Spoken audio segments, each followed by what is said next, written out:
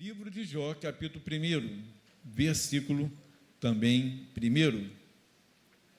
Amém? Quem tem a Bíblia de Maria, página 613, para facilitar para você. É bom sempre dar a página para facilitar, adiantar.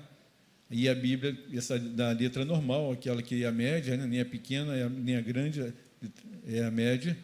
Quem tem ali a Bíblia com a letra maior, um pouco, é a 853. Livro de Jó, capítulo 1, versículo também 1. Diz assim a palavra de Deus: havia na terra de Uz um homem chamado Jó. Era um homem íntegro e reto, que temia Deus e mantinha-se afastado do mal. Nasceram-lhe 7 filhos e 3 filhas. Possuía 7.000 ovelhas, 3.000 camelos, 500 juntas de bois, 500 jumentas e uma grande quantidade de escravos. Este homem era o mais rico dentre todos os habitantes do Oriente. Seus filhos tinham o costume de ir à casa uns dos outros alternadamente para se banquetearem e convidavam suas 3 irmãs para comer e beber com eles. Quando acabava a série dos dias de banquetes, Jó mandava chamar seus filhos para purificá-los e, na manhã do dia seguinte, oferecia holocaustos por intenção de cada um deles. Porque, dizia ele, talvez meus filhos tenham pecado e amaldiçoado a Deus em seu coração. Assim fazia Jó sempre. Versículo 6. Um dia em que os filhos de Deus se apresentaram diante do Senhor, veio também Satanás entre eles. O Senhor disse-lhe: de onde vens tu? Andei dando volta pelo mundo, disse Satanás, e passeando por ele. O Senhor disse-lhe: notaste o meu servo Jó? Não há outro igual a ele na terra. É um homem íntegro e reto, temente a Deus e se mantém longe do mal. Mas Satanás respondeu ao Senhor: é a troco de nada que Jó teme a Deus? Não cercaste qual uma muralha a sua pessoa, a sua casa e todos os seus bens? Abençoaste tudo quanto ele fez, e seus rebanhos cobriram toda a região. Mas estende a tua mão e toca em tudo que ele possui. Juro-te que te amaldiçoará na tua face. Pois bem, respondeu o Senhor, tudo o que ele possui está em teu poder, mas não estenda a tua mão contra a sua pessoa. E Satanás saiu da presença do Senhor. Ora, um dia que os filhos e filhas de Jó estavam à mesa e bebiam vinho em casa do irmão mais velho, um mensageiro veio dizer a Jó: os bois lavravam e as jumentas pastavam perto deles. De repente, apareceram os sabeus e roubaram tudo, passando a fio da espada a seus escravos. Só eu escapei para trazer a notícia. Estando ele ainda a falar, veio outro e disse: o fogo de Deus caiu do céu, queimou e consumiu as ovelhas e também os escravos. Só eu escapei para trazer a notícia. Ainda este falava, e eis que chegou outro e disse: os caldeus, divididos em 3 bandos, lançaram sobre os camelos e levaram embora. Depois passaram a fio de espada os escravos. Só eu escapei para trazer-te a notícia. Ainda este estava falando, e eis que entrou outro e disse: teus filhos e filhas estavam comendo e bebendo vinho na casa do irmão mais velho, quando um furacão se levantou de repente do deserto, abalou os 4 cantos da casa, e esta desabou sobre os jovens, morreram todos. Só eu escapei para trazer-te a notícia. Jó se levantou, rasgou o seu manto e rapou a cabeça. Depois, caindo prostrado por terra, disse: nu saí do ventre da minha mãe, nu voltarei. O Senhor deu, o Senhor tirou, bendito seja o nome do Senhor. Em tudo isso, Jó não cometeu pecado algum, nem proferiu contra Deus blasfêmia alguma. Palavra do Senhor. medir a palavra de Deus, ensinar a respeito da palavra do Senhor. E é interessante essa passagem, né? No livro de Jó, capítulo 1, e depois você pode ler capítulo 2, que você vai ver a semelhança, né? E como que o demônio, ele não disfarça, ele quer levar os filhos de Deus para a derrota. Aqui começa o livro de Jó falando o seguinte, que Jó, ele era um homem rico. Alguns dizem até que Jó, por muitas ovelhas que tinha, ele fabricava lã e tudo mais, porque eram muitas ovelhas. Diz aqui que ele tinha 7.000 ovelhas, 3.000 camelos, 500 juntas de bois, 500 jumentas e uma grande quantidade de escravos. Então vejam que durante cada versículo que lemos aqui, o que ele destruiu, que ele matou, foram as ovelhas e os escravos. Os camelos, eles levaram.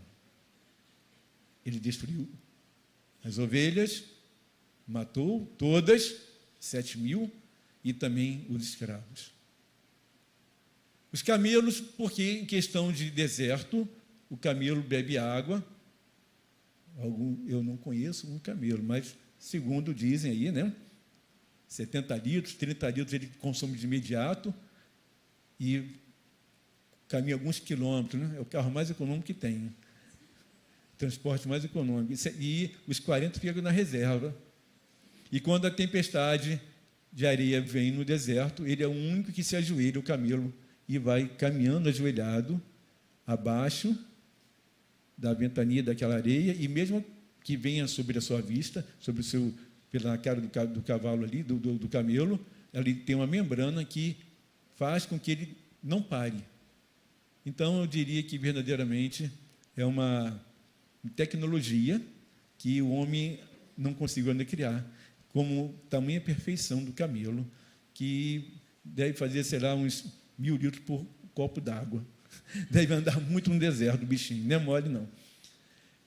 E essa é a razão porque eles levaram os camelos. É um tanque de guerra. Para a guerra não tinha melhor que o camelo. O cavalo não podia andar na tempestade de areia. Então, eles pouparam os camelos. Agora, as ovelhas representam aquilo que era queimado no altar, né? Por Jó. Não é isso? As ovelhas representam isso. Os holocaustos que Jó fazia a Deus. O demônio não queria que ele adorasse mais a Deus. Interessante que isso continua acontecendo até hoje, né? Se é algo que o demônio detesta, é quando você vem aqui nas quartas-feiras para adorar a Deus na hóstia santa e na palavra de Deus. O demônio detesta, ele tem tanta raiva de você, porque ele, na verdade, o demônio ele se detesta, não é só ódio, o inferno não é só ódio, mas eles se unem no ódio que tem por cada um de nós para nos tentar para nos fazer acreditar, querer fazer acreditar que tudo isso é culpa de Deus, que tudo é culpa de Deus que acontece na tua vida, que tudo é culpa daquele que tudo criou. Então, o inimigo vai agindo assim. Ele destruiu aquilo que era produtivo para Jó, que eram as ovelhas, para atingir a vida financeira dele, como ele quer atingir também a tua vida financeira. Ele sabe que atingindo a tua vida financeira traz uma instabilidade para dentro da tua família, para a tua vida e para tudo mais. Quantas pessoas que nós conhecemos, ou nós mesmos, pessoas que antes da pandemia tinha um padrão de vida e depois da pandemia a coisa mudou radicalmente. Quantas pessoas que recentemente, nós estamos falando de algo recente agora da pandemia, que nós tivemos aqui, aí para 3 anos e meio, 4 anos, não é isso? Para memória? Por aí, né? E tão perto, mas que marcou profundamente a vida de muitos. Estou me referindo só na parte financeira, nem falo da perda que tivemos, estou falando só na parte financeira. Pessoas que investiram, que esperavam isso e aquilo e que não deu certo devido à pandemia. O demônio, ele quer atacar na tua vida financeira, ele quer atacar na tua vida familiar, ele quer atacar na tua saúde física, mas principalmente ele quer atacar você na parte espiritual. Porque ele atacando você na parte espiritual, você vai perdendo o ímpeto, você vai perdendo a coragem, vai perdendo a determinação de lutar, de entrar para valer numa guerra, numa situação que você olha e, humanamente falando, você não tem como vencer. Seja trabalho, saúde, questão familiar, relacionamentos, tudo isso. Aqui Jó era um homem rico, muito rico. E a primeira providência dele falou para Deus, né? Estavam reunidos, e um detalhe muito importante, diz aqui a palavra de Deus, que era uma família que se reunia. E outro detalhe importante é que Jó, após os filhos irem embora, ele orava por cada um deles, porque se porventura eles, de alguma maneira, não adoraram a Deus como deveriam adorar, ele estava intercedendo, pedindo perdão a Deus por eles. Ele sabia que a luta era espiritual. Ele sabia que deveria orar muito pela sua família, orar muito por aqueles que adoram a Deus, porque isso incomoda o inimigo. Então, ele ficava o tempo todo ali, orando pelos seus filhos, orando pela sua família, porque sabia que o inimigo estava com a alça de mira apontada para eles. Quanto mais você ora e adora a Deus, mais o inimigo perde a força para te atacar. Quanto mais você ora e adora a Deus, mais o inimigo não tem como se aproximar de você. Então ele ficou olhando Jó, acompanhando Jó há muito tempo, e aí, numa reunião que teve, diz aqui, quem entrou ali também para participar? Satanás. E Satanás entrando ali naquele meio daquele povo de Deus, ninguém conheceu Satanás, ninguém se deu conta que ele estava ali. Para você ver como é que ele vai agindo com cada um de nós. Aí você pensa que aquele que está te ofendendo, aquele que está te humilhando, a culpa é dele, que ele é isso, que ele é aquilo, que ele é isso, que ele é aquilo, mas esquece que você tem que orar por essas pessoas que te ofendem, que te perseguem, que desejam até o mal contra você. Porque Satanás esteve no meio daqueles que estavam ali, que eram os escolhidos de Deus, e ninguém percebeu. Você tem que ter essa visão espiritual, saber que o inimigo, ele está atuando em várias áreas.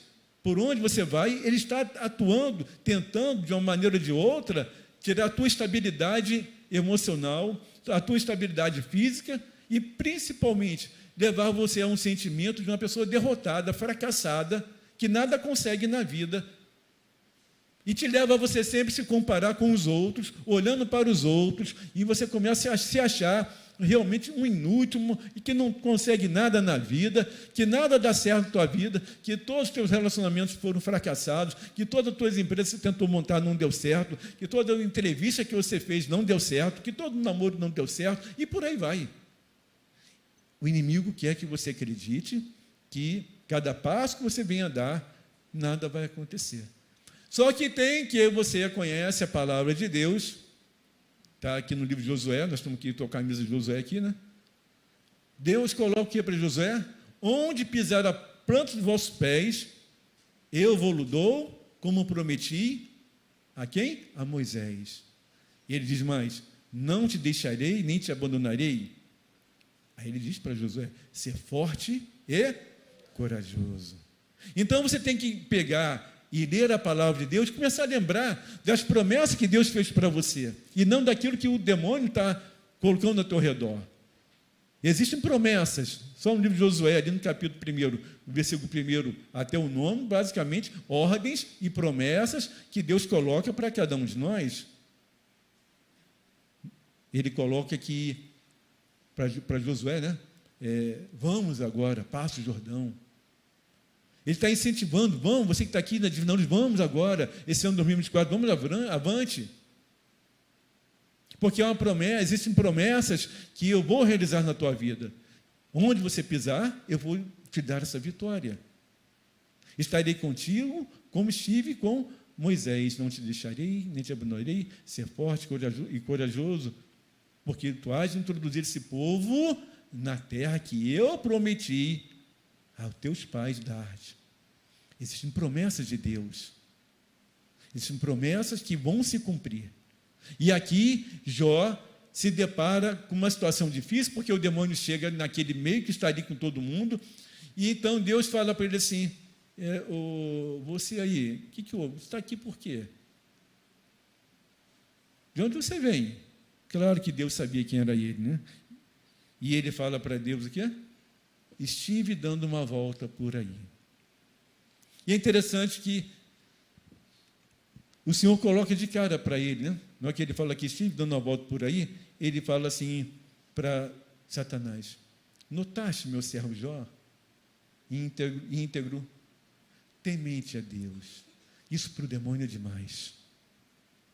Íntegro e temente a Deus.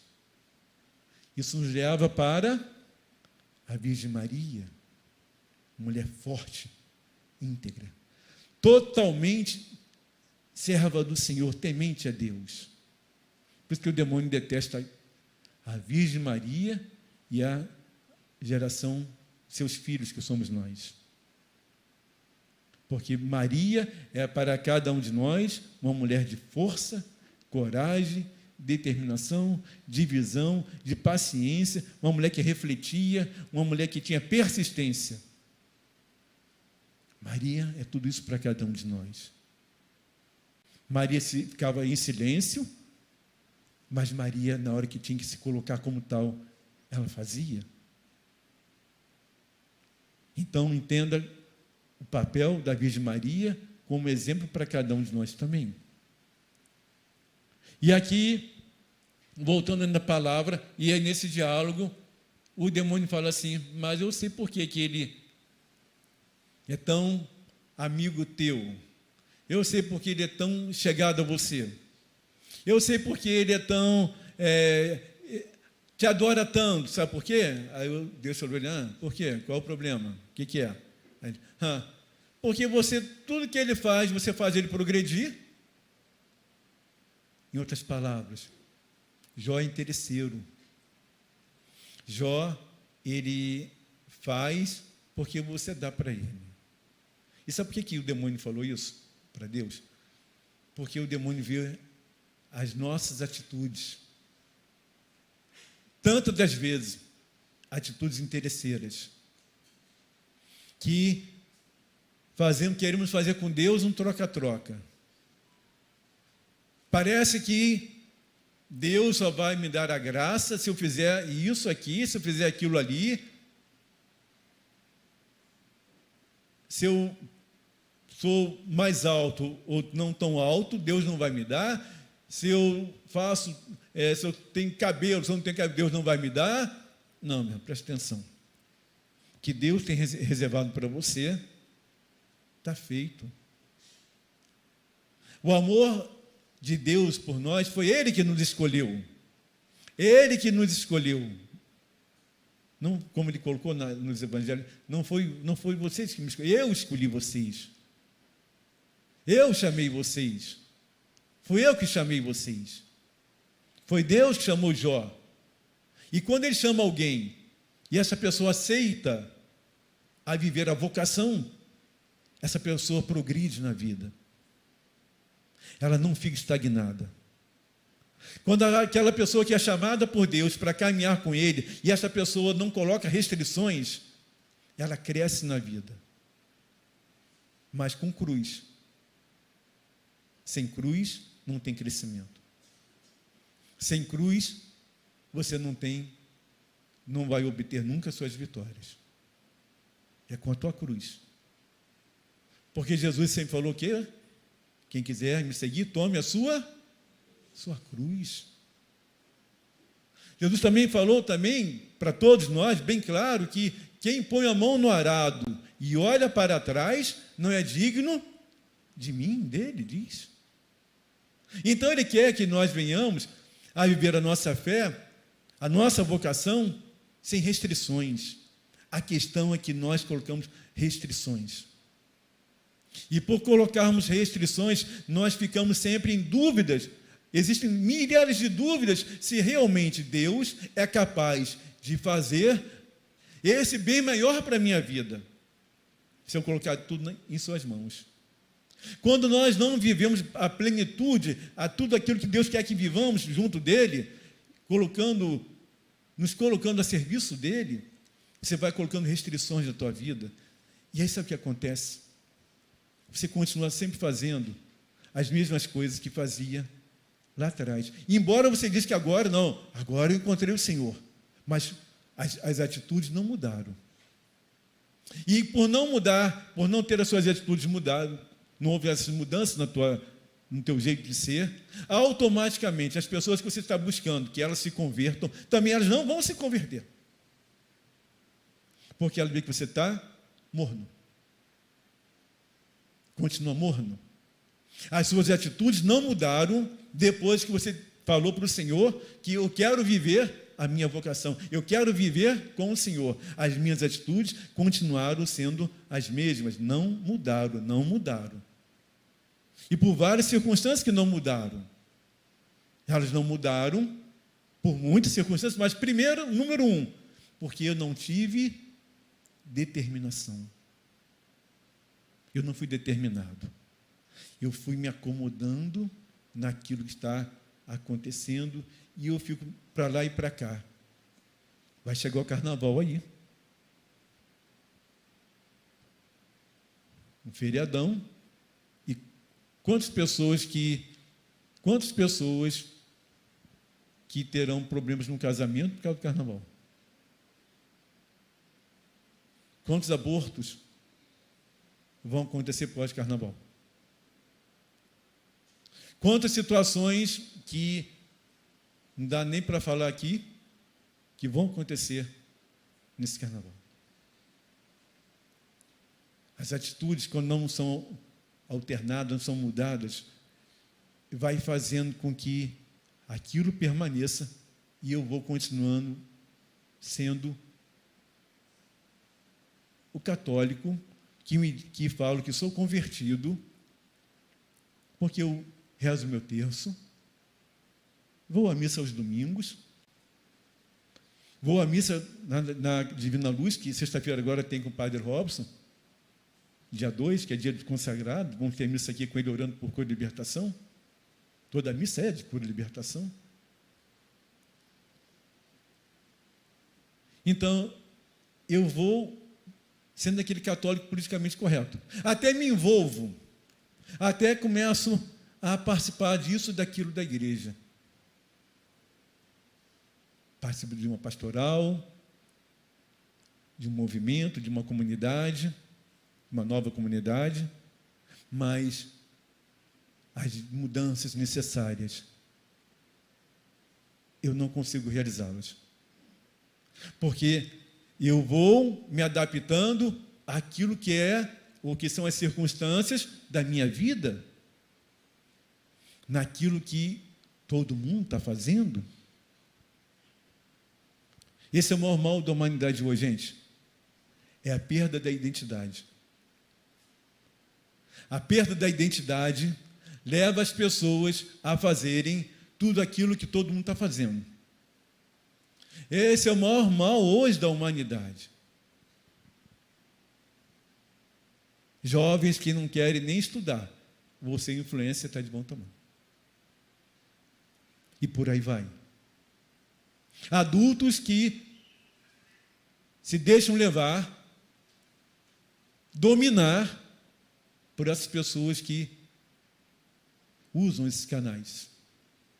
Adultos, jovens, adolescentes que seguem, compartilham inúmeros sites, inúmeros vídeos que não levam a nada. mas parar para ter intimidade com Deus, poucos querem.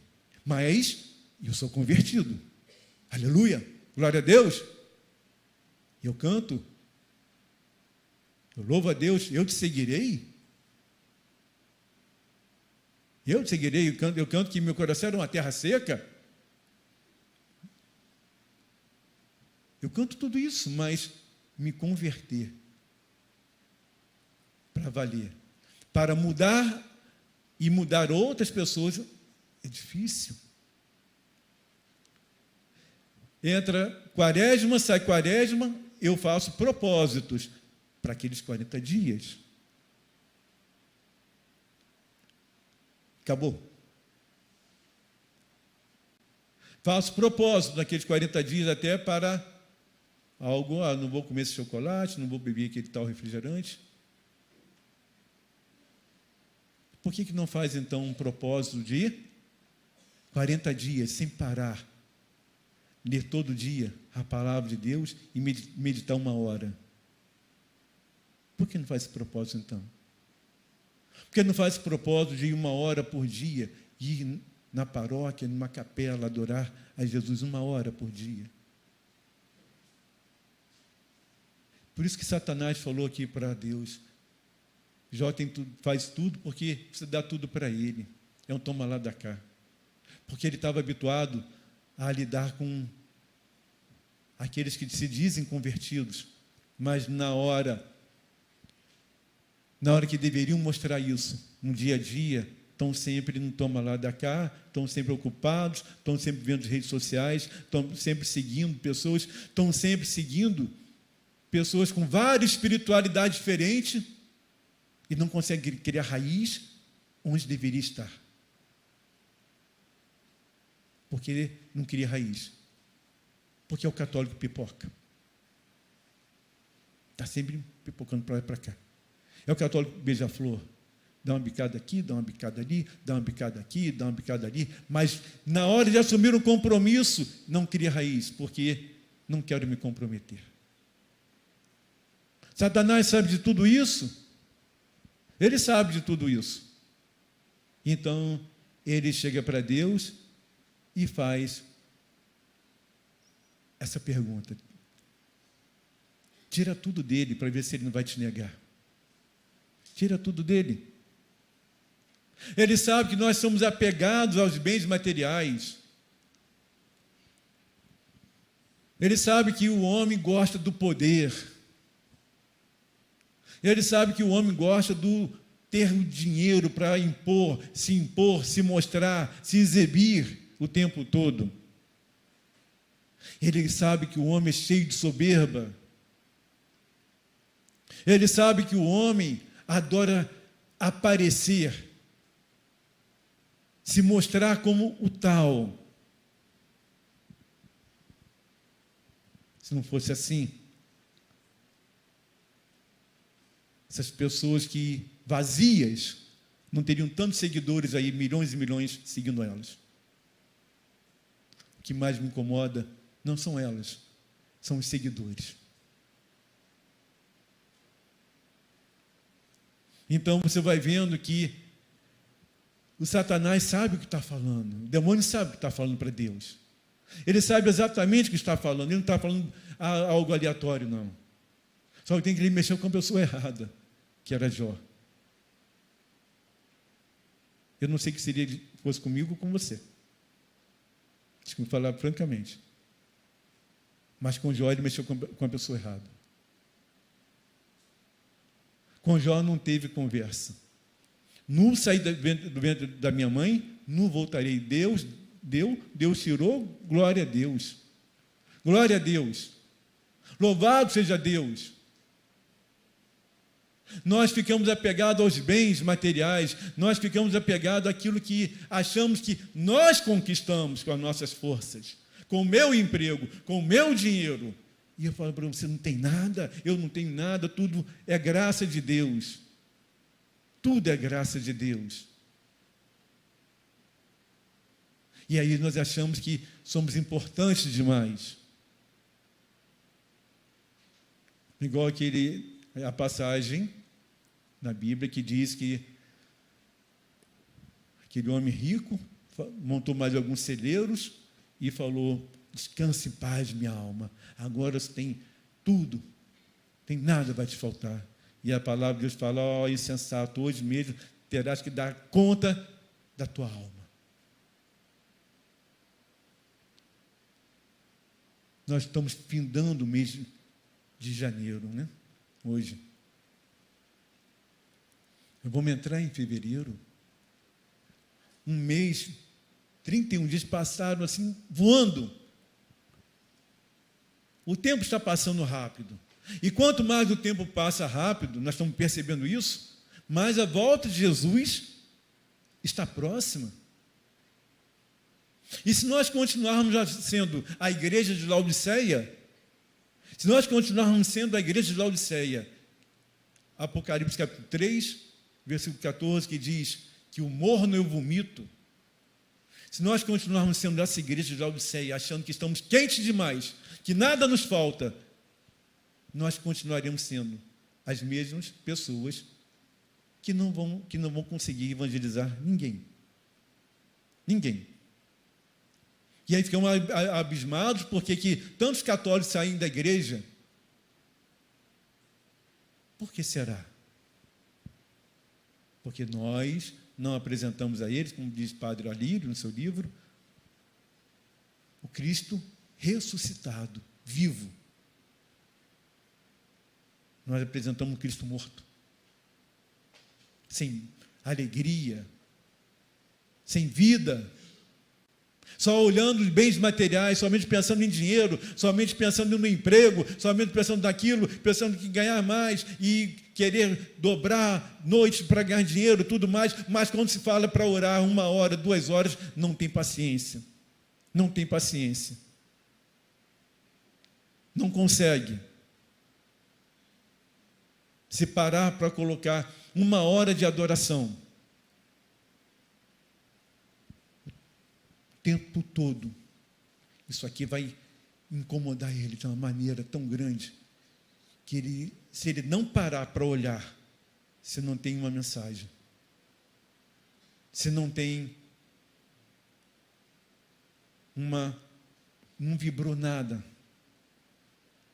naquela meia hora, daqui 10 minutos está ali dentro, a pessoa está lá dentro adorando Jesus, se em 10 minutos não vibrou nada, a pessoa não se conforma, pega isso aqui, abre e começa a olhar ali para ver, falta até ar.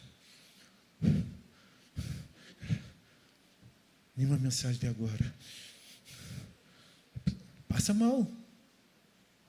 Vou lá, tem que pensar até para colocar oxigênio ali dentro da capela, porque pessoas passam mal, faltam ar. Falta ar. Porque o homem está sendo escravizado por aquilo que poderia ser usado de uma maneira completamente diferente. Onde os desenhos vão se tornando satânicos para as crianças. Os desenhos vão sendo modificados de acordo com a vontade de Satanás, para todas as famílias. E por aí vai. Crianças que deveriam estar brincando, jogando bola, de carrinho, de meninas de boneca, está se perdendo isso. Se perdendo toda a alegria de uma infância, toda a alegria das crianças, com o aval dos pais. Isso que é pior. Por isso Satanás fala isso para Deus. Tira tudo que ele tem para ver se não vai reclamar de você. Satanás não está falando coisa bobagem aqui não, gente. Está falando coisa muito verdadeira. Ele está colocando pontos importantíssimos aqui. Ele conhece, ele sabe o ser humano como o ser humano é. Ele sabe como o ser humano é. E é por isso que ele falou para Deus dessa maneira. Mas Deus sabe também quem são os seus eleitos. E Deus falou, pode tirar tudo. Agora, eu permito. Não toca na vida dele. Não toca na vida dele.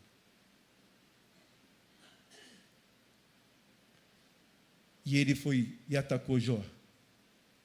Aí vem tudo aquilo que eu acabei de falar anteriormente, ovelhas, até a própria família. Mas Jó permaneceu firme, íntegro. E por ele ter sido um homem firme, lá no final do livro de Jó, no capítulo, pegar aqui, 42, pode pegar em você aí.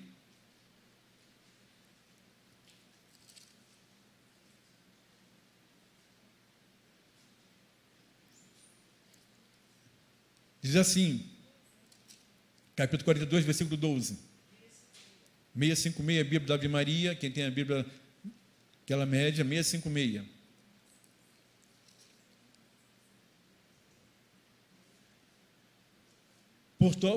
Porque Jó confiou em Deus, capítulo 42, desculpa, eu falei 42, 42, versículo 12. Diz assim, eu vou primeiro ler o versículo 12, depois vou ler o versículo 1 do capítulo 42. Mas vou primeiro ler o versículo 12. O Senhor abençoou os últimos tempos de Jó, mais do que os primeiros. Teve Jó 14.000 ovelhas. Lembra quando ele tinha? Ele tinha quanto? 7.000. Teve ainda, vamos continuar aqui, teve 14.000 ovelhas, 6.000 camelos, 1.000 juntas de bois e jumentas. Vai vendo o que aconteceu. Aquilo que o demônio tentou tirar de você, guarda isso no teu coração. Aquilo que o demônio tenta tirar da tua vida, Deus vai te dar algo muito maior ainda. Agora, não tenhas medo de tomar posse desse bem maior. Aquilo que o inimigo tirou, Deus vai te conceder algo muito maior do que ele havia tirado. E sabe por que Jó viveu isso? Capítulo 42, versículo 1, diz assim: Jó respondeu ao Senhor nesses termos: sei que podes tudo e que nada te é o quê? Impossível.